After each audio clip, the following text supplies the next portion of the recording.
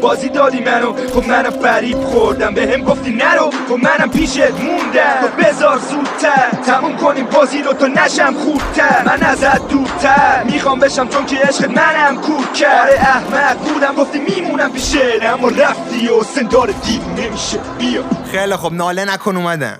از اون دنیا چطوری آهنگ دادی؟ استودیو چطوری پیدا کردی؟ اطلاعات دینیت هم کامله ها، جنگ خیبر و حیدر و قبل ضبط وضو هم میگیری؟ چند تا بیت ناقابل واسه هر کی خواهی مال بیت آقاه.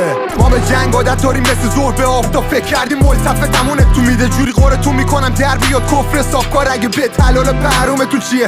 ببین حتی اگه یه رو سرمون بره خورده به پیروزی تنمون گرفت. فقط مغلط و آخوندی 88 یابان دیدیم کی خفه خون گرفت. بزنم پس کلت صدا دبه میدی رپ کنه اداره ای دست ببیسی. چه خبر از همون سورا و عمه ویلی؟ کربلا قبول باشی که مکه میری.